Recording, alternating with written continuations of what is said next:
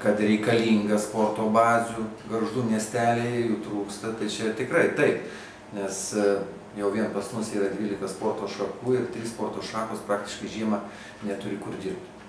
O dėl daugiafunkcinio, tai čia viskas tame ir būtų, aš taip suprantu, jeigu atsirastų daugiafunkcinis, tai tos sporto šakos, sakykime, mano išvardintos, jeigu jom pagerės sąlygos, tai toks centras būtinas, nes vaikai eina į tas sporto šakas, mėgsta ir rezultatai yra. O kur jį statyti, tai čia aišku, čia daugiau politikų reikalas. Mano tai tokia nuomonė yra, kad jis reikalingas. Jeigu jį daryti čia, pas mus ant pakilos, viskas būtų viename.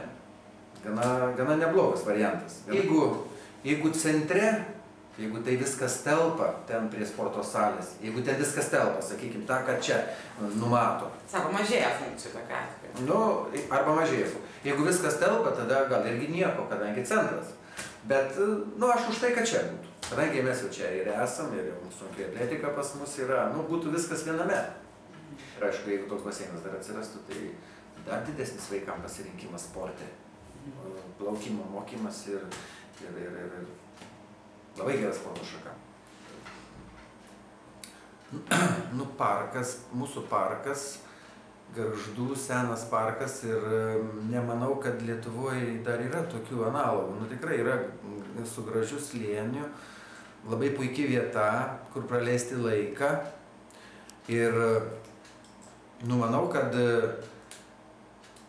nelabai manau, kad reikėtų čia daryti kažkokią tyliąją zoną. Čia turėtų būti vis tiek, yra visokių reikalų, yra ir sušaudyta kažkas ir panašiai, čia kiti dalykai. Bet čia toliau kažkur tai galima būtų plėsti ir gana tokį užimtumą žmonėm aktyvesnį. Aš pats aktyvus visą gyvenimą, aš už tai.